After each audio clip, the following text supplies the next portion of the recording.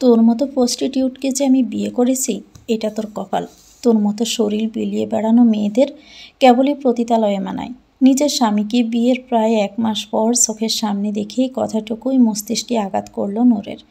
তার স্বামী অর্ণব এই কথাটুকুই কেবল তাকে বলেছিল তাদের বিয়ের পরে, কিছুক্ষণ আগে।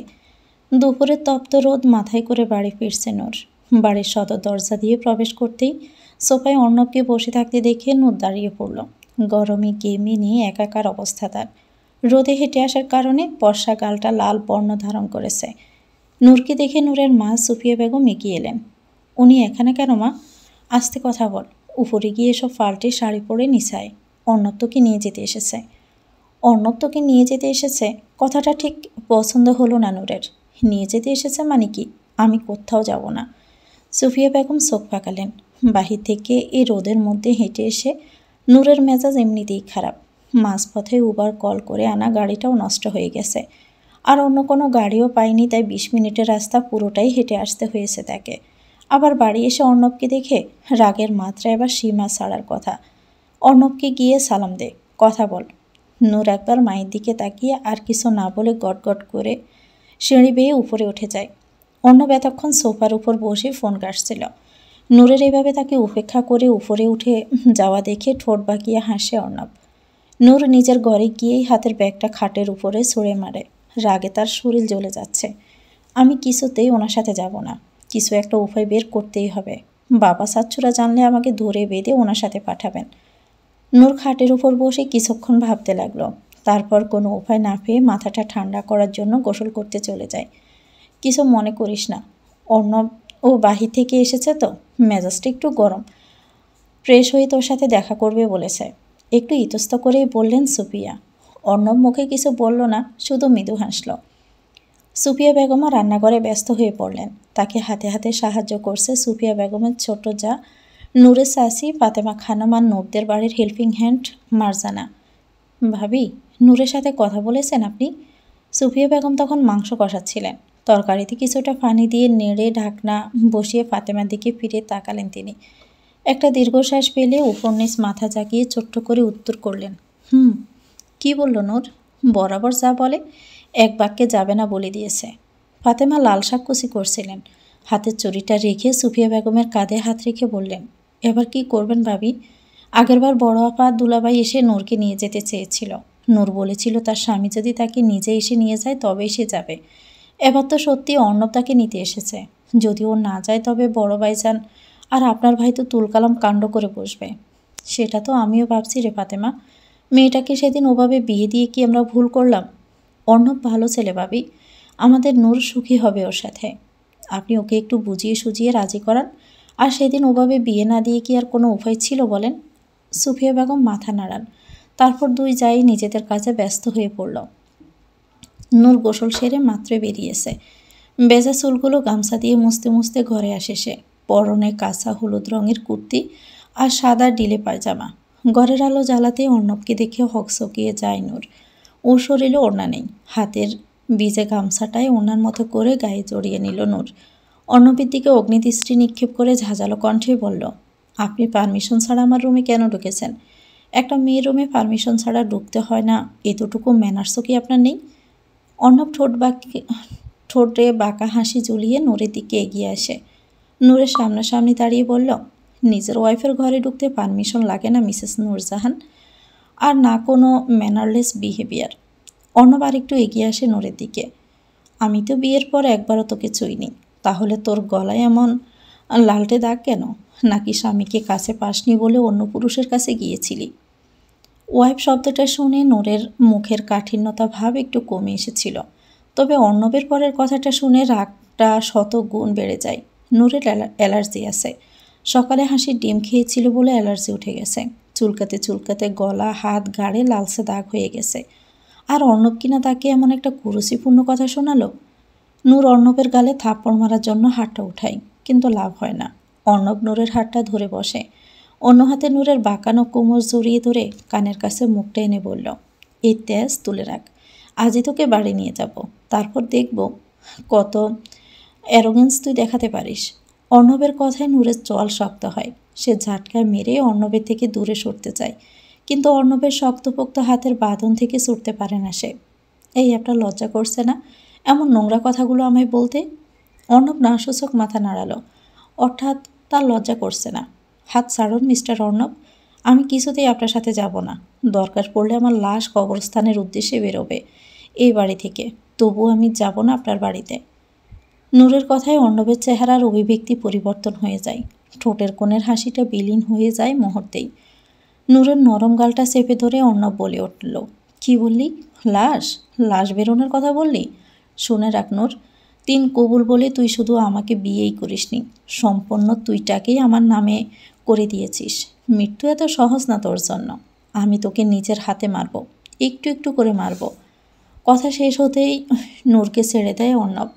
শক্ত করে চেপে ধরার কারণে নূরের গালে অর্ণবের আঙ্গুলের দাগ বসে গেছে।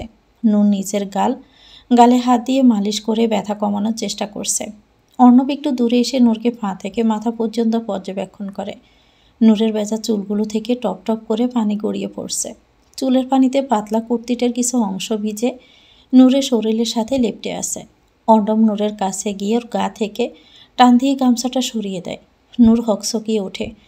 দুহাত দিয়ে নিজের বুকের উপর ক্রস করে ধরে বলে উঠল, গামছাটা দিন। অর্ণব দেয় না। নূরকে আরও গভীরভাবে দেখতে থাকে অর্ণব। নূরের ভীষণ অস্বস্তি হচ্ছে এবার। সে ঘুরে গিয়ে নিজের ওড়নাটা খোঁজার চেষ্টা করে। হলুদের সাথে লালের কম্বিনেশন খারাপ না, তবে ব্ল্যাক হলে ব্যাপারটা আরও ভালো হতো। অর্ণবের কথায় নূরের কান দিয়ে গরম দোয়া বেরোতে থাকে। নূর বাচ্চা নয়, গ্র্যাজুয়েশন কমপ্লিট করা একটা মেয়ে। ছেলেদের এসব ডাবল মিনিং কথার মানে সে খুব ভালো করেই বুঝতে পারে। একটা ওড়না হাতের কাছে পেয়ে নূর ঝটপট নিজের গায়ে ওড়না পেঁচিয়ে নেয়। আপনার মতো অসভ্য লোকের সাথে আমি কেন? কোনো মেয়ের পক্ষে থাকা সম্ভব না। অথচ তুই এই অসভ্য আমিটার জন্যই পাগল ছিলি। নূরে জাহান। অর্ণবের নূরে জাহান ডাকটা শুনে নূরের চোখের কোণে জল জমে। এই নামেই বছর 4 আগেও অর্ণব তাকে ডাকত। কিন্তু এক অনাকাঙ্ক্ষিত ঘটনা আর নূরের একপাক্ষিক কিশোরী মনের অনুভূতি সব পাল্টে দিয়েছে। অর্ণবের দরজা খোলার শব্দে ধ্যান ভাঙে নূরের। অর্ণব চলে যাচ্ছে নূরের রুম থেকে। কি সুন্দর তিক্ততার কথাগুলো বলে নূরের অন্তরটাকে ব্যথাতুর করে লোকটা চলে গেল। নূর কিছুক্ষণ তাকিয়ে রইল দরজার দিকে। চোখ থেকে দুফোঁটা অশ্রু গড়িয়ে পড়ল তার। আমি তো এখনও পাগল আছি অর্ণব ভাই, তবে অর্ণবের জন্য না, 4 বছর আগের আমার সেই অর্ণব ভাইয়ের জন্য, যার প্রতি আমার হৃদয়ের সবটুকু আবেগ, অনুভূতি আর প্রেম বরাদ্দ ছিল, আছে আর আজীবন থাকবে। নূর কাঁদতে কাঁদতে বসে পড়ল মেঝেতে। অতীতের ঘটনাগুলো ভেবেই তাচ্ছিল্য ভরা হাসি ফুটল নূরের ঠোঁটের কোণে। অতীত। সর্দার বাড়ির মেজো মেয়ে নূরকে শহরের একটা আবাসিক হোটেলে রেড দেওয়ার সময় পুলিশ আটক করেছে। পাড়ার মোড়ে চায়ের দোকানে এমন কথা শুনে নূরের বাবা মোস্তফা সর্দারের পা জোড়া থমকে গেল। সে চায়ের দোকানে বসার লোকগুলোর দিকে একবার তাকিয়ে দ্রুত পায়ে বাড়িতে চলে গেলেন। নূর বসে আছে ড্রয়িং রুমের পাতানো লম্বা সোফায়। চোখ মুখের অবস্থা মোটেও ভালো নয়। উস্কো খুস্কো চুল আর পোলা চোখ মুখে এক কথায় নাজেহাল অবস্থা মেয়েটার। নূরের দুপাশে বসে আছেন নূরের মা সুফিয়া বেগম এবং নূরের শাশি ফাতেমা। একটু পানি খা নূর, ভালো লাগবে মা। ফাতেমার কথা নূরের কানে গেল না। নূরের মুখে কোনো রা নেই। সে এই মুহূর্তে একটা কথাই ভাবছে, তার এই সংবাদটা বাবার কানে গেলে কী অবস্থা হবে। হঠাৎই জ্বরের গতিতে কেউ নূরকে সোফা থেকে টেনে তুলে ওর গালে সজোরে একটা থাপ্পড় বসালো। দুর্বল শরীরে এমন আক্রমণ সহ্য করতে না পেরে সোফার উপর গিয়ে পড়ল নূর। ফাতেমা সুফিয়া দুজনেই নূরকে ধরে আহত দৃষ্টিতে তাকালো নূরের দিকে। তোমায় আমি স্বাধীনতা দিয়েছিলাম, কখনো কোনো কিছুতেই আমি বাধা সৃষ্টি করিনি। তার মানে এই না যে তুমি আমার পরিবারের মান সম্মান সব নষ্ট করবে। বাহিরে কুকর্ম করার স্বাধীনতা আমি তোমাকে দেইনি নূর। নূরকে থাপ্পড়টা নূরের বাবা মোস্তফা সর্দারি দিয়েছেন। সারা জীবন আমি মাথা উঁচু করে বেঁচেছি, তোমার জন্য আমার মান সম্মান সব ধুলোয় মিশে গেছে। নূরের মাথা ভুবো করে ঘুরছে। এই মুহূর্তে সব কিছু তার নিকট এক অগ্নি পরীক্ষা ঠেকছে। আব্বু, আমি তো কিছু করিনি আব্বু, বিশ্বাস করো, আমি এমন কিছু করিনি যাতে তোমার বা এই বাড়ির সম্মান নষ্ট হয়। কিছু করনি? তাহলে ওই নোংরা জায়গায় রেড দেওয়ার সময় পুলিশ তোমায় কী করে আটক করলো বলো? তুমি কি করেছিলে ওখানে? নূর আবার চুপ করে যায়। নূরকে চুপ করে থাকতে দেখে নূরের বাবা মোস্তফা সর্দার আরও একটা থাপ্পড় মারলেন নূরকে। নূরের ঠোঁট ফেটে রক্ত গড়িয়ে পড়ল সাথে সাথেই। মাথাটাও ঘুরে উঠল। সারাদিন পেটে দানা পানি কিচ্ছু পড়েনি মেয়েটার। নূর মুহূর্তের ব্যবধানে অজ্ঞান হয়ে লুটিয়ে পড়ল মাটিতে। পাড়ার লোকজন ইতিমধ্যে নূরদের বাড়ির গেটে এসে দাঁড়িয়ে আছে মজা দেখার জন্য। নূরকে এভাবে অজ্ঞান হতে দেখে নূরের প্রতিবেশী মহিলারা কানাঘুষা শুরু করলেন। সর্দার বাড়ির মেয়েরা নাকি এত ভালো, এই কি ভালো নমুনা, আবাসিক হোটেলে ধরা খায়।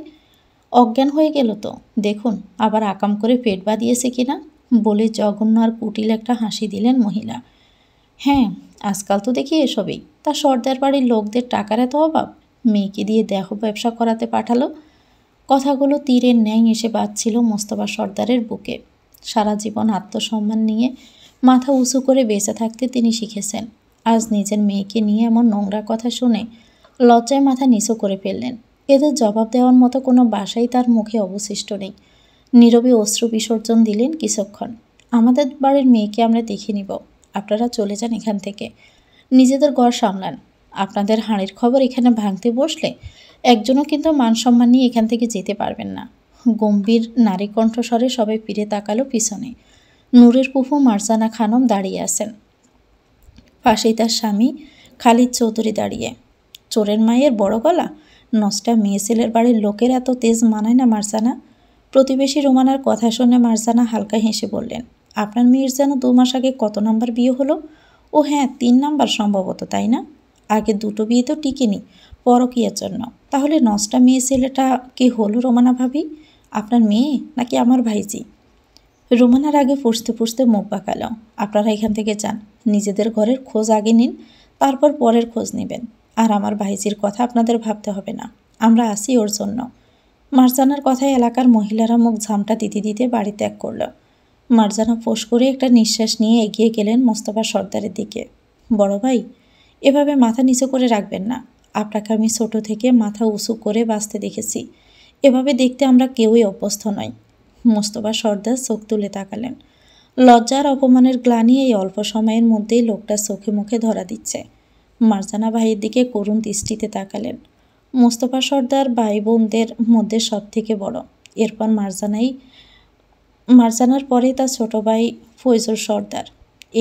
এই মুহূর্তে সে বাড়িতে নেই, হয়তো কিছুক্ষণের মধ্যেই চলে আসবেন। নূরকে ইতিমধ্যে তার রুমে নিয়ে যাওয়া হয়েছে। নূরের মাথার পাশে বসে আসলে মুখ গুজে কান্না করছেন নূরের মা। তার এই মেয়েটা ছোট থেকেই সাহসী, সহজে ভেঙে পড়ে না। পরিস্থিতি সামাল দেওয়ার অদ্ভুত ক্ষমতা সৃষ্টিকর্তা মেয়েটার মধ্যে দিয়েছেন। এমন সময় নূরের ঘরে দরজা ঠেলে প্রবেশ করল নূরের বড় বোন উর্মি। উর্মি মাস্টার্সে পড়ছে, বয়সে নূরের থেকে বছর 1.5 বড় হবে। নূরের বড় ভাইও আছে তাসিন। তাসিন আর উর্মি দুজন যমজ। উর্মি ঘরে ঢুকে নূরের কাছে গেল। নূরের তখনও জ্ঞান ফিরেনি। আম্মু, পানি দাওনি ও চোখে মুখে? সুফিয়া বেগম মাথা নাড়িয়ে না জানালেন। উর্মি তৎক্ষণাৎ নূরের মুখের উপর নিজের ব্যাগে রাখা ওয়াটার বোতল থেকে পানি ছিটালো। একটু পরে নূরের জ্ঞান ফিরল। চোখ পিটপিট করে তাকিয়ে প্রথমেই বড় বোনের মুখটা সামনে এলো। নূর শোয়া থেকে উঠে জড়িয়ে ধরে উর্মিকে। হাউমাউ করে কাঁদতে থাকে মেয়েটা। আপু, বিশ্বাস করো, আমি ওখানে ইচ্ছে করে যাইনি। আমি খারাপ কোনো মেয়ে না, আমি পতিতা না আপু। আমি টাকার জন্য নিজের শরীর বিক্রি করিনি। নূরের আহাজারি শুনে উর্মির চোখে জল এলো। সে সলসল চোখে নূরের মাথায় হাত বুলিয়ে দিতে দিতে বলল, আমি জানি নূর, তুই এমন কাজ করতে পারিস না। আমি তোকে বিশ্বাস করি বাচ্চা, কান্না করিস না প্লিজ। নূর থামে না, সমান তালে কেঁদেই যাচ্ছে মেয়েটা। আব্বুকে একটু বোঝাও না আপু, আমি কিচ্ছু করিনি আপু। ও আপু, একটু বোঝাও না আব্বুকে। আব্বু আমাকে আজকে মেরেছে জানো। আব্বু মনে হয় অনেক কষ্ট পেয়েছে। আব্বু তো কখনো আমাকে মারেনি। ও আপু, আব্বুকে একটু বলো না প্লিজ আপু। সুফিয়া বেগম মেয়ের এমন আর্তনাদ সইতে পারলেন না। বুক ফেটে কান্না আসছিল তার। তিনি এক প্রকার দৌড়ে রুম থেকে বেরিয়ে গিয়েছিলেন। নূরের জ্ঞান ফেরার পর উর্মি ছাড়া আর কেউ আসেনি নূরের কাছে। নূর একদম চুপ করে বসেছিল ওর রুমে। মনে মনে ভাবছিল তার হয়তো বাঁচার কোনো অধিকার নেই। সমাজের চোখে সে একজন চরিত্রহীন বাজে নষ্টা মেয়ে। এমন সময় নূরের ঘরে প্রবেশ করে নূরের বাবা মোস্তফা সর্দার। থমথমে মুখে নূরের সামনে এসে বলেন, তুমি যা করেছ তারপর তোমাকে মেয়ে বলে পরিচয় দিতে আমার ঘৃণা লাগছে। যেখানে আগে মানুষ আমায় দেখলে সম্মানের সাথে কথা বলতো, সেখানেই এখন আমায় নিয়ে কানাঘোষা করে। বুঝতে পারছো তোমার বাপের সম্মান তুমি কোথায় নামিয়েছ? নূর মুখে কিছুই বলল না, চুপ করে চোখে জল ফেলতে লাগলো। আমি আর তোমার ছোটো চাচ্চু মিলে সিদ্ধান্ত নিয়েছি, তোমায় বিয়ে দিব। বড় মেয়েকে রেখে মেজো মেয়েকে বিয়ে দিচ্ছি বলে লোকজন কথা বলবে। তোমার বোনের খুঁত আছে, এমন কথাও বলবে লোকে, কিন্তু কি আর করার। এমন মেয়েকে ঘরে রাখলে তো আর বাড়ির অন্য ছেলে মেয়েদের বিয়ে দিতে পারবো না। তাই আমরা ঠিক করেছি, আর তোমার ফুফুও মত দিয়েছেন, অর্ণবের সাথে আজই তোমার বিয়ে হবে। অর্ণবের নামটা শুনে উর্মি আর নূর দুজনেই চমকে উঠল। নূর কিছুতেই অর্ণবকে বিয়ে করবে না, তাতে যদি তাকে বাড়ি ছাড়া বা সমাজ ছাড়া করতে হয় তাও সই। নূর কিছু বলার আগে উর্মি বলে উঠল, হুট করে এমন সিদ্ধান্ত কেন নিয়েছো বাবা? আর অর্ণব কি রাজি হবে? তোমার ফুফুর সিদ্ধান্তই অর্ণবের সিদ্ধান্ত। সে অর্ণবকে রাজি করিয়েছে। কষ্ট হয়েছে, মানতে চাইনি শুরুতে, কিন্তু মার্জানা রাজি করিয়েছে। বাবা, বিয়েটা এত সহজ নয়। এভাবে জোর করে বিয়ে দিলে ওরা সুখী হবে কি? উর্মির কথায় মোস্তফা সর্দার রাগান্বিত হলেন। জাজালো কণ্ঠে বললেন, বড়দের সিদ্ধান্তের উপর কথা বলতে শিখে গেছো? এতটাও বড় হয়ে যাওনি তুমি উর্মি। আমার কথাই শেষ কথা। নূরকে নিয়ে নিচে এসো, সবাই অপেক্ষা করছে। ব্যাস, বাবার মুখের উপর একটা টু শব্দ করারও অবকাশ পেল না নূর। বিয়ের কোনো রকম সাজ সজ্জা ছাড়াই বিয়ে হয়ে গেল নূর আর অর্ণবের। বিয়ের সময় যদিও নূর অর্ণবের মুখ দেখেনি। নূর ছিল ড্রয়িং রুমে আর অর্ণব ছিল ভিতরের ঘরে। মতের বিরুদ্ধে বিয়ে দেওয়ার আগে ঠিকমতো কবুলও বলেনি সে। দায়সারাভাবে কবুল বলে সাইন করে দিয়েছিল কাবিননামায়। বিয়ের কাজ শেষ হলে মার্জানা এক প্রকার জোর করেই নূরকে অর্ণবের সাথে কথা বলতে পাঠায়। নূর দ্বিধা, সংকোচ আর একরাশ অস্বস্তি নিয়ে অর্ণবের সামনে গিয়ে দাঁড়ালো। নূরকে দেখে অর্ণব বলল, তোর মতো প্রস্টিটিউটকে যে আমি বিয়ে করেছি, এটাই তো তোর কপাল। তোর মতো শরীর বিলিয়ে বেড়ানো মেয়েদের কেবল পতিতালয়েই মানায়। এটুকুই ছিল বিয়ের পরে অর্ণবের বলা প্রথম আর শেষ কথা। এরপরে অর্ণব হনহনিয়ে বেরিয়ে যায় রুম থেকে। নূর ওই অন্ধকার ঘরটায় বসে অজরে কেঁদেছিল সেদিন। নিজের ভাগ্য আর জীবনের উপরে চরম ক্ষোভ আর অভিযোগ নিয়ে কাঁদতে কাঁদতে বলেছিল, আমায় মৃত্যু দাও আল্লাহ, এই মিথ্যে অপবাদ আমি আর সইতে পারছি না। আমাকে মুক্তি দাও তুমি আল্লাহ, মুক্তি দাও। কিন্তু এত সবের মাঝেও প্রশ্ন একটা থেকেই যায়, নূর কীভাবে ওই হোটেলে পৌঁছালো? আর নূর জানে এই উত্তর একজনই দিতে পারবে। হঠাৎ করে কারো প্রবেশের শব্দে অতীত থেকে বেরোলো নূর। সামনে থাকা মানুষটিকে দেখে নূর বলে উঠল, আপনি? আলোতে স্পষ্ট এক নারী অবয়ব ফুটে উঠেছে নূরের চোখের সামনে। নূর কিছুক্ষণ অবাক হয়ে তাকিয়ে রইল। মেয়েটাকে কি সে চিনে? ফ্লোরে বসে আছো কেন ভাবি? উঠো উঠো। সামনে থাকা মেয়েটার কথায় নূর নড়ে চড়ে উঠল। তাড়াতাড়ি করে মেঝে থেকে উঠে একটা ওড়না জড়িয়ে নিল গায়ে। আপনি কে? আমি তো আপনাকে ঠিক চিনতে পারলাম না।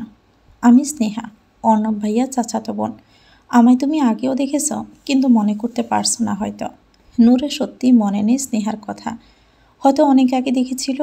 আরে ভাবি, কোথায় হারিয়ে গেলে বলো দেখি? তোমার ঘরে এইভাবে ঢুকছি বলে রাগ করলে বুঝি? নূর কিছুটা অপ্রস্তুত হয়ে ডানে পায়ে মাথা নেড়ে বলল, না না, রাগ করবো কেন? আসলে আমি মনে করার চেষ্টা করছিলাম আমাদের আগে দেখা হয়েছে কিনা। স্নেহা একটু এগিয়ে এসে নূরের হাত ধরল। বেশ উৎসাহ আর উৎপল্লতার সাথে বলল, এসব বাদ দাও। আমার না খুব ভালো লাগছে জানো। আমার অনেক শখ ছিল অর্ণব ভাইয়ার একটা অনেক কিউট একটা বউ হবে, আমার মিষ্টি একটা ভাবি হবে। আর তুমি কি যে সুইট, আমার যে কী আনন্দ লাগছে। স্নেহার কথায় নূর পিকিয়ে হাসল। মেয়েটার এই আনন্দ আর ভালো লাগার সিটেফোঁটাও যদি নূরের মধ্যে থাকতো, এ বিয়েটা নূরের জীবনে কি চরম এক শাস্তি তা কেবল নূরই জানে। নূর নিজের ভাবনার জগৎ থেকে বেরিয়ে স্নেহাকে বলল, দাঁড়িয়ে আছো কেন? বসো না। স্নেহা নূরের হাত ধরে খাটের কাছে গিয়ে নিজেও বসলো আর নূরকেও বসালো। নূর নিজের মুখে এখনও সেই মেকি হাসি ধরে রেখেছে। গত 1 মাস ধরে তো এটাই করে যাচ্ছে সে। একটু বাঁচার চেষ্টা করে আর সামনে নিজেকে হাসি খুশি শক্ত প্রমাণ করার মিথ্যে প্রয়াস। তোমাদের লাভ স্টোরিটা কিন্তু একদম ফিল্মি স্টাইলের, বা ওই কাজিন রিলেটেড উপন্যাসগুলোর মতো। সবাই জানে অ্যারেঞ্জ ম্যারেজ, কিন্তু আসলে লাভ ম্যারেজ, বলেই মুস্কি হাসলো স্নেহা। তবে স্নেহার কথায় নূর অবাক হলো। তার আর অর্ণবের লাভ ম্যারেজ? এই কথা কে বলল? নূর অবাক হয়ে প্রশ্ন করলো, তোমাকে কে বলল আমাদের লাভ ম্যারেজ? কে বলবে? আমি কি জানি না নাকি? বাইয়েই তো। নূর। স্নেহা বাকি কথা শেষ করার আগেই উর্মির ডাকে স্নেহা আর নূর দুজনেই চমকে ওঠে। দরজার দিকে তাকালো। উর্মি সবেই বাসায় ফিরেছে, এখনও গায়ের পোশাক পাল্টায়নি। উর্মি নূরের ঘরে ঢুকে স্নেহাকে দেখে বলল, আরে স্নেহা, কখন এসেছ? এই তো আপু, অর্ণব ভাইয়া ভাবিকে নিতে এসেছে, তাই আমিও চাচা চাচির সাথে চলে এসেছি। স্নেহার কথায় উর্মি একবার নূরের দিকে তাকিয়ে বলল, অর্ণব এসেছে? হ্যাঁ তো, ভাবিকে আজ নিয়ে যাব আমরা, তুমিও চলো না, অনেক মজা হবে। স্নেহার কথায় উর্মি হালকা হাসল। এরপর নূরের দিকে তাকিয়ে বলল, একটু বাহিরায় তো কথা আছে। নূর বাধ্য মেয়ের মতো উর্মির পেছন পিছন বাহিরে গেল। স্নেহা ওদের যাওয়ার দিকে তাকিয়ে রইল কিছুক্ষণ, এরপর নিজের ফোনটা বের করে স্ক্রল করতে লাগলো। নূর ঘরের বাহিরে আসতেই উর্মি নূরের হাত চেপে ধরল। উর্মির চোখে অজানা উৎকণ্ঠা মুখ দেখে বোঝা যাচ্ছে কোনো এক শঙ্কার অনিশ্চয়তার ভাবনায় সে জর্জরিত। তুই শিওর যে তুই অর্ণবের সাথে যাবি? মানে ও তোর সাথে যে ব্যবহার করলো তারপর তুই ওর সাথে সংসার করতে পারবি? উর্মির কথায় নূর কিছুটা অবাক হলো। এত দুশ্চিন্তার আসলেই কি কোনো কারণ আছে? বিয়ে তো হয়েই গেছে। নূর এখন অর্ণবের লিগেলি ম্যারিড ওয়াইফ। নূর মানুক আর না মানুক, তাহলে এখানে এমন কথার মানে হয়? আমার ইচ্ছে অনিচ্ছার আদৌ কি কোনো দাম আছে এই বাড়িতে আপু? আব্বু বা ছোট চাচ্চু কি আদৌ মানবে আমার কথা? তবুও তুই অর্ণবের সাথে থাকতে পারবি? তাহলে কি পালিয়ে যাবো আপু? এমনিতে আমার জন্য আব্বু আর বাড়ির সম্মান নষ্ট হয়েছে, যাও বাকি আছে এই কাজ করে আমি নষ্ট হতে পারবো না। তাই বলে নিজেকে এভাবে একটা মিথ্যে সম্পর্কের মধ্যে বেঁধে রাখবি? সম্পর্কটা মিথ্যে নয় আপু। আল্লাহর পবিত্র কালাম পড়ে গড়ে তোলা সম্পর্ক কখনোই মিথ্যে হয় না, যতই আমরা তাকে অবহেলা করি আর অস্বীকার করি না কেন। উর্মি কিছুটা দমে গেল নূরের যুক্তিতে। নূর তার মনে সিদ্ধান্ত নিয়েই নিয়েছে ও অর্ণবের সাথে ওই বাড়িতে যাবে, কিন্তু এসব কিভাবে সম্ভব? দুপুরে খাবার টেবিলে বাড়ির সবাই উপস্থিত। সর্দার বাড়ির ডাইনিং টেবিলে থমথমে পরিবেশ। টেবিলের দুই প্রান্তে বাড়ির দুই কর্তা মোস্তফা সর্দার ও ফয়জুর সর্দার বসে আছেন। মোস্তফা সর্দারের পাশে মারজানা খানম আর তার স্বামী খালিদ চৌধুরী। উল্টো পাশে খালিদ চৌধুরীর মুখোমুখি অর্ণব আর তার পাশে স্নেহা আর উর্মি। ফয়জুর সর্দারের দুপাশে তার দুই ছেলে মেয়ে মিশকাত আর মুরাদ বসা। নূর রান্নাঘরে দাঁড়িয়ে আছে। তাকে বহুবার খাবার টেবিলে বসার কথা বলা হয়েছে, কিন্তু সে নাকচ করে মা চাচির সাথে খাবে বলেছে। সবার সামনে খাবার সাজিয়ে রাখা, কিন্তু কেউ কিচ্ছুটি মুখে তুলছে না। ফাতেমা নীরবতা ভেঙে বললেন, সবাই খাওয়া শুরু করুন, খাবার ঠান্ডা হয়ে যাচ্ছে। মোস্তফা সর্দার তখনও গম্ভীর মুখে মাথাটা দুহাতে ভর দিয়ে নিচু করে বসেছিলেন। ফাতেমার কথায় তিনি মাথা তুলে তাকালেন। অর্ণবের দিকে তাকিয়ে বললেন, তুমি কি নূরকে আজই নিয়ে যেতে চাও? বাবার কথা শুনে নূর হালকা কেঁপে ওঠে। সে জানে অর্ণব যদি একবার বলে সে আজ নূরকে নিয়ে যাবে, তাহলে কোনো মতেই সে আর এই বাড়িতে থাকতে পারবে না। নূরের ভিতর ভিতর ভয়ে শুকিয়ে যাচ্ছে। অর্ণব একবার মাথা উঠিয়ে রান্নাঘরে দাঁড়িয়ে থাকা ফ্যাকাশে মুখের নূরের দিকে তাকালো। নূর অর্ণবের দিকে তাকিয়েছিল বিদায় চোখাচোখি হলো দুজনের। অর্ণব নূরের দিকে তাকিয়ে ঠোঁটের কোণে হাসি রেখে বলল, হ্যাঁ মামা, আমি নূরকে নিয়ে যেতে চাই। কথাটা শুনে নূরের বাবা স্বস্তির নিঃশ্বাস ফেললেও নূরের মুখে কোনো হাসি ছিল না। নূর একদম চুপসে গেছে। অর্ণবের প্রতি রাগ আর ঘৃণার মাত্রাটা অতি দ্রুতই বৃদ্ধি পাচ্ছে তার। মোস্তফা সর্দার সুফিয়াকে বললেন, নূরকে বলো ওর প্রয়োজনীয় জিনিসপত্র গুছিয়ে নিতে, আর ও যেন কোনো ঝামেলা না করে। যদি করে তাহলে কিন্তু আমি ভুলে যাব আমার মেয়ে, কথাটা ওকে বুঝিয়ে দিও। মোস্তফা সর্দারের কথায় নূরের চোখে এলো। তার আব্বু তাকে এতটা অবিশ্বাস করে? তার সাওয়ার কি কোনো দাম নেই তার আব্বুর কাছে? নূর সলসল চোখে একবার সুফিয়া বেগমের দিকে তাকালো। সুফিয়া বেগম সাথে সাথেই মাথা নিচু করে নিলেন, নিজের অপারগতা স্বীকার করে নিলেন মেয়ের সামনে। নূর সেদিকে তাকিয়ে আবার অর্ণবের দিকে তাকালো। অর্ণব নিশ্চিন্তে খেয়েই যাচ্ছে। নূর ঘৃণা হলো অর্ণবের উপরে। হঠাৎই অর্ণব নূরের দিকে তাকিয়ে একটা বাঁকা হাসি দিয়ে চোখ মারল। নূরের যেন গা জ্বলে যাচ্ছে অর্ণবের কাজ দেখে। নূর সাথে সাথে নিজের হাতের পিঠে চোখের পানি, চোখের কোণায় থাকা জলটুকু মুছে নিল। সুফিয়াকে মা খাওয়ার সময় ডেকে দিও বলেই তাড়াতাড়ি করে ঘরে চলে যায়। অর্ণব মাথা নিচু করে খাওয়ায় মনোযোগ দিল। অর্ণব ভেবেছিল সবাই খাওয়ায় মনোযোগী, তাই হয়তো তার গতিবিধি কারো নজরে পড়েনি, কিন্তু আসলে তা নয়। একজোড়া শিথিল নয়ন নূরের দিকে আর অর্ণবের প্রতিটা মুভমেন্ট বেশ ভালো করেই খেয়াল করেছে। নূর নিজের ঘরে এসে ঠাস করে দরজাটা লাগিয়ে দিল। রাগে কটমট করতে করতে খাটের উপর বসে দুহাতে নিজের মাথা দুপাশের চুলগুলো খামছে ধরে মাথা নিচু করে রাখল। অর্ণবের চোখে মুখে স্পষ্ট বিজয়ের জলকানি দেখে নূরের সহ্য হচ্ছে না। নূর চাইছিল অর্ণব যেন ওকে এখানে রেখেই চলে যায়, কিন্তু অর্ণব করল তার বিপরীতটা। আমি আপনাকে তো কিছুতেই জিততে দিব না মিস্টার শফিকুল চৌধুরী অর্ণব। আপনি আমার ওই বাড়িতে নিয়ে যেতে চান তাই তো? বেশ, আমি যাব। তবে প্রতি মুহূর্তে আপনাকে আমায় ওই বাড়িতে নিয়ে যাওয়ার জন্য আফসোস করাবো। এটা যদি না করি তাহলে আমার নামও মেহেরুন্নেসা ইয়াবা নূরজাহান নয়। অর্ণব খাওয়া শেষ করে সোফায় গিয়ে বসল। নূরের বাবা মোস্তফা চাচা ফয়জুরও সেখানে বসে আছেন। মারজানা তার দুই ভাইয়ের বউদের সাহায্য করছেন কাজে। খালিদ সাহেবও একটু পরে এসে যোগ দিলেন সবার সাথে। মিশকাত আর মুরাদ টিভি রিমোট নিয়ে কাড়াকাড়ি করতে দেখে ফাতেমা ধমকে দুজনকে ঘরে পাঠিয়ে দিয়েছে।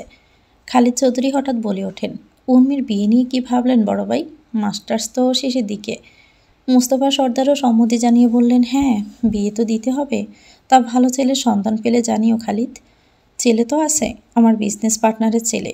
ইউকে থেকে ম্যানেজমেন্টে মাস্টার্স করেছে। ওখানে একটা কোম্পানিতে 2 বছর চাকরিও করেছে। এই 6 মাসের মতো হলো দেশে বাবার বিজনেসে জয়েন করেছে। খালিদের কথা শুনে ফয়জুর সর্দার বললেন, ছেলের বায়োডাটাটা দিয়েন দুলাভাই। যাচাই বাছাই করে ভালো লাগলে আমরাও মেয়ের বায়োডাটা পাঠাবো। এত সব কথার মাঝে অর্ণব একদম নির্লিপ্ত। সে এক মনে ফোনে নিজের কাজ করে যাচ্ছে। অর্ণব, তুর্যর বায়োডাটাটা জোগাড় করিস তো, উর্মির জন্য আমার ওকে পছন্দ হয়েছে। অর্ণব এবার ফোনের স্ক্রিন থেকে চোখ তুলে তাকালো খালিদের দিকে। স্বাভাবিক ভঙ্গিতেই বলল, আচ্ছা। খালিদ চৌধুরী আশ্বস্ত হয়ে ফয়জুর আর মোস্তফা সর্দারের সাথে গল্প করতে লাগলেন। অর্ণব দৃষ্টি ঘোরাতেই ঘরের কোণে দাঁড়িয়ে থাকা উর্মির দিকে চোখ গেল তার। উর্মি এতক্ষণ সবার কথা শুনেছে ওই কোণে দাঁড়িয়েই। তার চোখের কোণে জল চিকচিক করছে, যা দূর থেকে বোঝা যাচ্ছে না। সে মোস্তফা সর্দারের দিকে একবার তাকিয়ে অর্ণবের দিকে নজর ঘোরালো, এরপর সেখান থেকে চলে গেল। অর্ণবও তেমন পাত্তা দিল না, আবার ফোনের মধ্যে নিজের কাজ করতে লাগলো। এরই মধ্যে নূর নিচে নামলো খাওয়ার জন্য। চোখটা হালকা ফোলা, যা ভালোভাবে খেয়াল না করলে চোখে পড়ে না। নূর নিচে নেমে সোজা খাবার টেবিলে বসলো। সামনে সাজিয়ে রাখা প্লেটটা টেনে খাবার খেতে শুরু করলো। সুফিয়া বেগম মেয়ের দিকে একবার সে জিজ্ঞেস করলেন, জিনিসপত্র গুছিয়ে নিয়েছ? নূর খেতে খেতে স্বাভাবিকভাবে উত্তর দিল, হ্যাঁ। একটু মানিয়ে গুছিয়ে নিস, তোর ফুফু তো আসেনি, তোর কোনো সমস্যা হবে না মা, সুখে থাকবি দেখিস। নূর স্বাভাবিকভাবে খাবার চিবুতে চিবুতে উত্তর করল, চেষ্টা করব। মারজানা ভাইজির মাথায় হাত রেখে বললেন, আমি তো আসি সোনা, ফুফুর সাথে যাচ্ছিস, তোর কোনো অযত্ন অসুবিধে হবে না। নূর কেবল মাথা নাড়ালো। ফাতেমা এসব খেয়াল করেই বললেন, তোমার কি যাওয়ার ইচ্ছে নেই নূর? জোর করে যাচ্ছ? এমন মন খারাপ করে আছো কেন? নূর এবার খাওয়া থামিয়ে শাসির দিকে চেয়ে বলল, বিয়ের সময়ও আমার ইচ্ছের কথা শোনা হয়নি শাসি, আর না এখন শোনা হবে। আর বিয়ে যখন হয়েই গেছে, স্বামীর গড় তো করা লাগবেই। মেয়ে মানুষের জন্য এর নতুন কি? নূরের কথায় সুফিয়ার, ফাতেমা আর মারজানা তিনজন নিজেদের মুখ সাওয়াসাই করলেন। তারপর আবারও নিজেদের কাজে ব্যস্ত হয়ে পড়লেন। বিকেল 5টার দিকে মারজানা অর্ণবকে তাড়া দিতে লাগলেন বাড়ি ফেরার জন্য। সবাই নিচের ড্রয়িং রুমে জড়ো হয়েছে, শুধু নূর ছাড়া। সুফিয়া মিশকাতকে পাঠিয়েছিল নূরকে ডেকে পাঠাতে, কিন্তু নূর এখনও আসেনি দেখে সুফিয়া নিজেই নূরকে ডাকতে যেতে চাইলেন। মামি, আমি ডেকে আনছি, আপনি বসুন। সুফিয়াকে থামিয়ে দিয়ে অর্ণব নিজেই গেল নূরকে ডাকতে। নূর তখন নিজের সার্টিফিকেট, বোর্ড এক্সামের অ্যাডমিট কার্ড, রেজিস্ট্রেশন কার্ড সহ সকল প্রয়োজনীয় কাগজপত্র ফাইল গুছিয়ে রাখছিল। দরজা খোলার শব্দে নূর বলে উঠল, 5 মিনিট মিশকাত, কাগজগুলো গুছিয়েই আসছি। যাক, শেষ অবধি হার মেনে নিলেন মিসেস চৌধুরী। অর্ণবের কণ্ঠে নূরের হাত থেমে গেল। নূর জট করে পিছনে ফিরে তাকালো। অর্ণব তখন ঠোঁটের কোণে বিজয়ের হাসি ঝুলিয়ে হাত পকেটে পুরে দাঁড়িয়ে আছে। আপোষে আসা মানেই হার মেনে নেওয়া নয় মিস্টার চৌধুরী।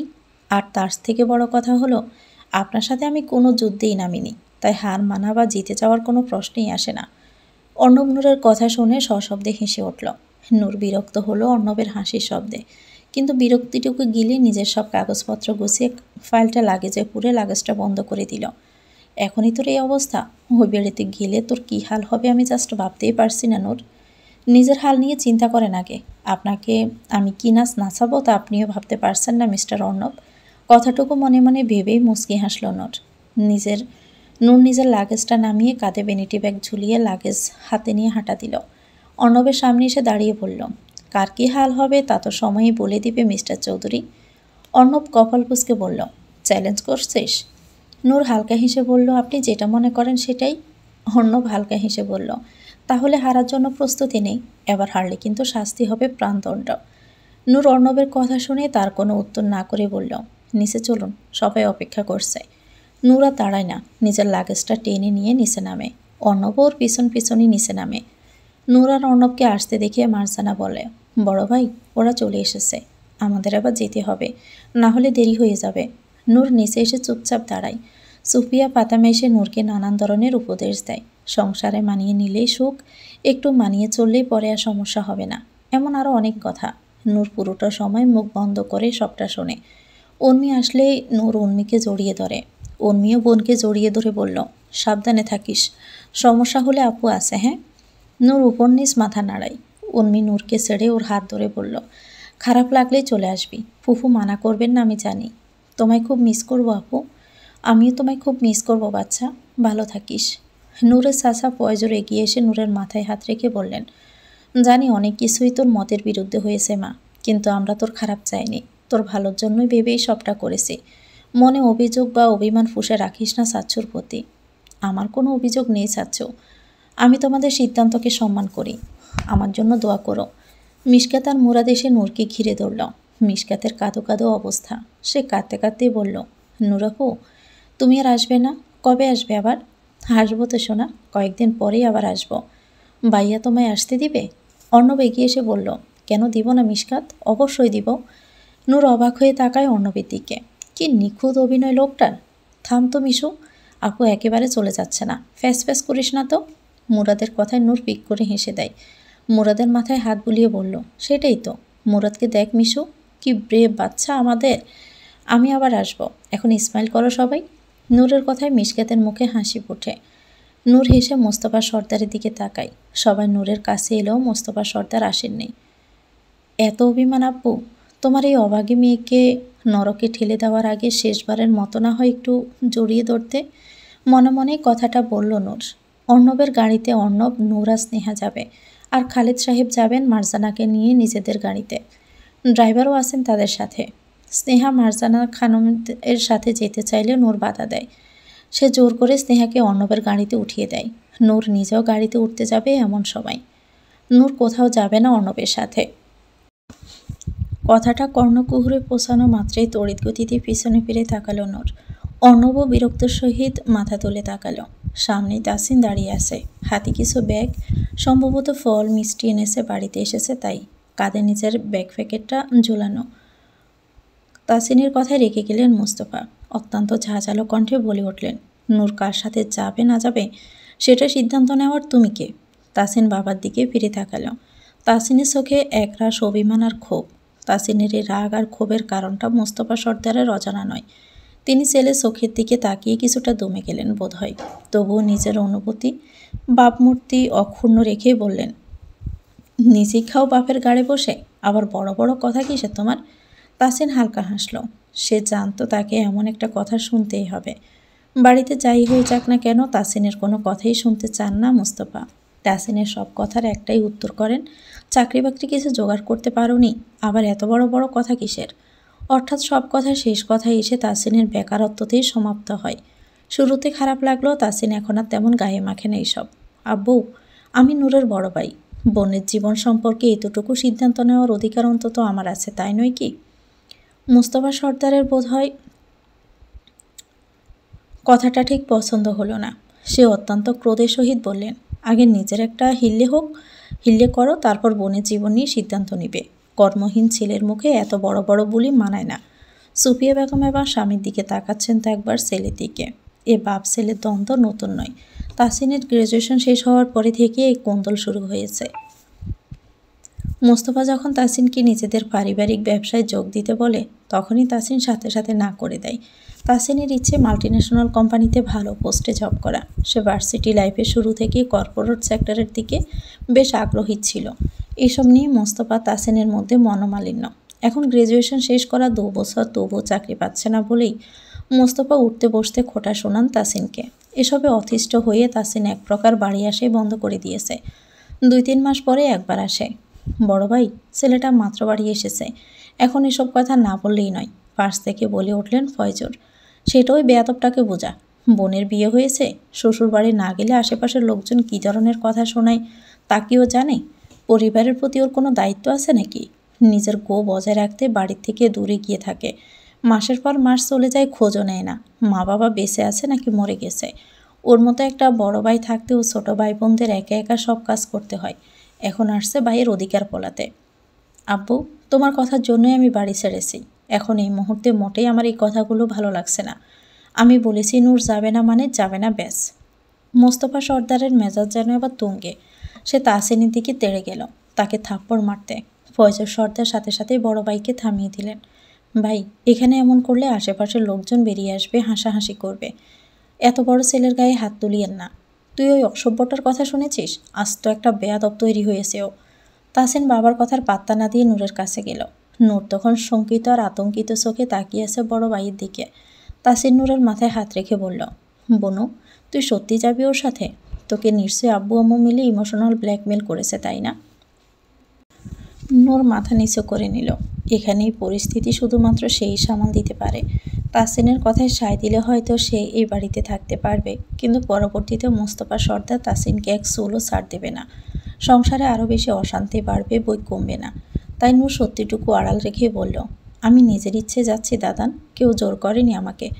নূরের কথা তাসিনের হয়তো বিশ্বাস হলো না। সে সন্দিহান দৃষ্টিতে তাকালো নূরের দিকে। নূর তখনও মাথা নিচু করেই আছে। সত্যি করে বল নূর, তোকে কেউ জোর করবে না? নূর এবার মাথা তুলল। তাসিনকে আশ্বস্ত করে বলল, সত্যি কেউ জোর করেনি দাদান। আমি রাজি না হলে কারো জোর করাতে যে আমি নিজের সিদ্ধান্ত বদল করব না, তা অন্তত তুমি জানো। চিন্তা করো না, আমি ঠিক থাকব। বেশ, তুই যখন বলছিস তখন আমিও মেনে নিলাম। তবে যদি কোনো সমস্যা হয় আমায় জাস্ট একবার বলবি।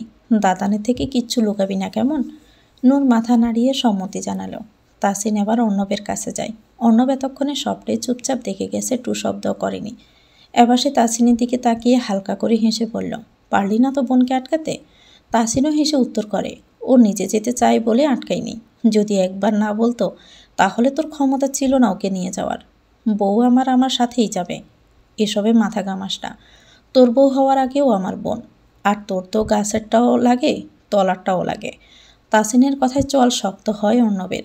সে চিবিয়ে চিবিয়ে বলল, হোল্ড ইউর টাং তাসিন।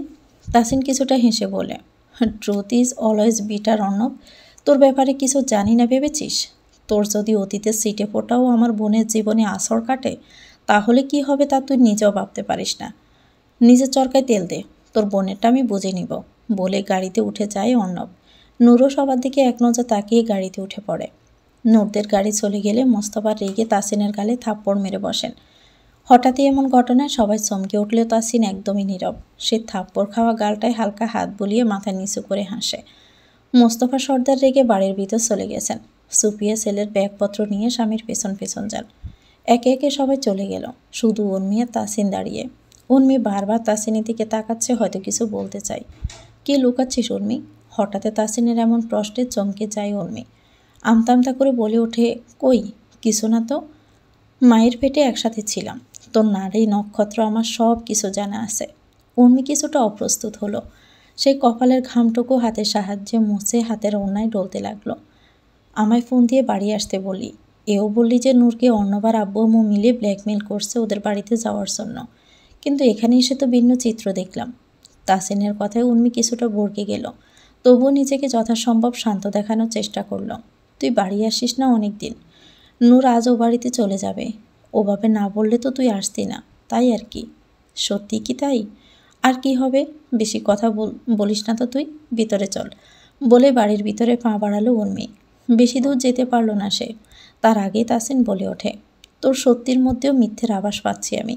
আমার ধারণা ভুল হলে ভালো, আর ঠিক হলো জবাবদিহিতার জন্য প্রস্তুত থাকিস। প্রায় 2.5 ঘন্টার জার্নির পর অর্ণবদের বাসায় পৌঁছালো নূররা। নূরদের বাড়িটা ঢাকার ভিতরে হলেও উপজেলা পর্যায়ে, অনেকটা গ্রামের মতোই বলা চলে। রাস্তার জ্যাম পেরিয়ে আসতে 1.5 ঘন্টার রাস্তা 2.5 ঘন্টা হয়ে গেছে। অর্ণবরা একটা ফ্ল্যাটে থাকে, 15 তলা ভবনের 7 তলায় অর্ণবদের ফ্ল্যাট। বিল্ডিংয়ের সামনে গাড়ি আসতে দারোয়ান গেট খুলে দিলেন। গাড়ি পার্ক করা হলো গ্যারেজে। এরপর লিফট ধরে সোজা 7 তলায়। ফ্ল্যাটের সামনে এসে কলিং বেল বাজাতে দরজা খুললেন অর্ণবের চাচি নিপা চৌধুরী। অর্ণবের চাচা সিদ্দিক চৌধুরী তখন সোফায় বসে টিভিতে খবর দেখছিলেন। ফ্ল্যাটের দরজা খুলতে অর্ণব হনহনিয়ে নিজের ঘরে গিয়ে দরজা আটকে দিল। নূর সেদিকে দেখেও না দেখার ভান করে চুপচাপ দাঁড়িয়ে রইল। এই বুঝি আমাদের অর্ণবের বউ, বলে উঠলেন নিপা। তার কণ্ঠে কিছুটা অবজ্ঞা তাচ্ছিল্যের মিশেল ছিল। বোধহয় তিনিও জানেন কেমন পরিস্থিতিতে নূর আর অর্ণবের বিয়ে হয়েছে। তার মানে এখানেও তাকে এসব সহ্য করতে হবে। ভেবে মনে মনে দীর্ঘশ্বাস ফেলল নূর। হ্যাঁ আম্মু, উনি নূর ভাবি। বেশ খুশি মনেই বলল স্নেহা। নূর এগিয়ে গিয়ে সালাম দিল নিপাকে। কিন্তু নিপা তার উত্তর না দিয়ে মারজানা খানমের কাছে গিয়ে বললেন, ভাবি ঘরে গিয়ে ফ্রেশ হয়ে আসুন, রান্না শেষ। মারজানা খানম মুখটা কালো করে নূরের দিকে তাকালেন। তার মনের মধ্যে অপরাধ বোধ কাজ করছে ভীষণভাবে। নূর নিপার এই ব্যবহারে মোটেও অবাক হলো না। সে যেন জানতো এমনটাই হবে, তাই হাসি মুখে সবটাই মেনে নিল। ভাবি খাবার পাঠিয়ে দিয়েছেন নিপা, এ ব্যাগে সব আছে, বের করে রাখো, আমি এসে গরম করে সার্ভ করে দিব বলে একটা ব্যাগ ধরিয়ে দিলেন নিপার হাতে। এরপর নূরকে অর্ণবের রুমে যেতে বলে নিজের ঘরে চলে গেলেন। খালিদ চৌধুরী বাড়ি আসেননি, অফিসের জরুরির কাজ এসে যাওয়ায় অফিসে চলে গেছেন। নূরও অর্ণবের ঘরের দিকে চলে গেল কোনো দিকে না তাকিয়েই। নূর চলে যেতেই নিপা মুখ বেংসি দিয়ে বললেন, আমার বোনের মেয়েটাকে আনতে বললাম, তা না এনে একটা নষ্টা মেয়েকে এনেছে। নিপার কথাটা স্নেহার ঠিক পছন্দ হলো না। সে মায়ের বিরোধিতা করে বলল, আম্মু বাজে কথা কেন বলছো, ভাবি কত ভালো জানো। নিপা ব্যঙ্গাত্মক ভঙ্গিতে বলল, ভালো না সাই, খবরদার স্নেহা, ওই মেয়ের সাথে যেন তোকে মিশতে না দেখি, যা রুমে যা। স্নেহার কিছু বলতে যাবে তার আগেও চোখ পড়ল সোফার কোণে দাঁড়িয়ে থাকা নূরের দিকে। ওর চোখের কোণে জল চিকচিক করছে। স্নেহা অসহায় ভঙ্গিতে বলল, ভাবি। নূর হাসার চেষ্টা করল, চোখের পানিটা আলগোছে মুছে বলল, লাগেজটা নিতে এসেছিলাম। স্নেহা নূরের লাগেজটা এগিয়ে দিল। নূর সেটা নিয়ে 1 মিনিটও দেরি না করে চলে গেল অর্ণবের রুমে।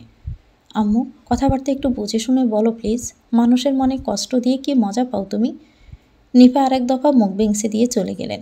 স্নেহা হতাশ ভঙ্গিতে শ্বাস ছাড়ল, ছেড়ে বলল, আল্লাহই জানেন উনি কবে শুধরাবেন। ইহজন্মে তো বদলাবে না বলে মনে হয় না, দেখো পরকালে কি হয়। সোফা থেকে উঠে এসে বললেন সিদ্দিক চৌধুরী। স্নেহা বাবার কথায় হালকা হেসে ঘরে চলে গেল। নূর অর্ণবের ঘরে এসে দেখল পুরো ঘর অন্ধকার। নূরের আগেও এই ঘরে এসেছে, তাই সুইচ বোর্ড খুঁজে পেতে বেশি কষ্ট হলো না তার। ঘরের লাইট জ্বালিয়ে আশেপাশে চোখ বুলালো নূর। বেশ বড়ই বলা চলে ঘরটা। ঘরের সাথে লাগোয়া বারান্দাও আছে, একটা স্লাইডিং ডোর দিয়ে প্রবেশ করতে হয়। রুমে অর্ণবের study table, book shelf, dressing table আর একটা কাউচ, 2 পার্টের আলমারি আর মাঝারি সাইজের কাবার্ড আছে, আর বেশ বড় সাইজের একটা বেড। বেডসাইড টেবিলে একটা টেবিল ল্যাম্প আর ওয়াটার বোতল রাখা। অর্ণবের ঘরে অনেক ধরনের হোম প্ল্যান্ট আছে, যেগুলো নূরের বাবার বাড়িতে ওর নিজের ঘরেও আছে। মূলত অর্ণবের এসব পছন্দ বলে নূরও নিজের ঘরটা গাছ দিয়ে সাজিয়ে রাখত। বাথরুম থেকে শাওয়ারের শব্দ আসছে। নূর বুঝলো অর্ণব শাওয়ার নিচ্ছে। নূরের মাথায় এর মধ্যে শয়তানি বুদ্ধির আগমন ঘটল। আমাকে বাড়ি নিয়ে এসেছেন না, আপনার আফসোস করার দিন শুরু বলে শয়তানি হাসি দিয়ে কাজে লেগে পড়ল নূর। তো ভিউয়ার্স, গল্পটির নাম হচ্ছে মার্টিল লাভ, লিখেছেন শ্রীমতী প্রজ্ঞা মঞ্জুরি। এটা গল্পের প্রথম অংশ। পরবর্তী অংশ পেতে চ্যানেলটিকে সাবস্ক্রাইব করে আমাদের সাথে থাকবেন। ভিডিওটি ভালো লাগলে একটি লাইক দিয়ে দিবেন, কমেন্ট করে জানাবেন কেমন লেগেছে। আল্লাহ হাফেজ, আসসালামু আলাইকুম।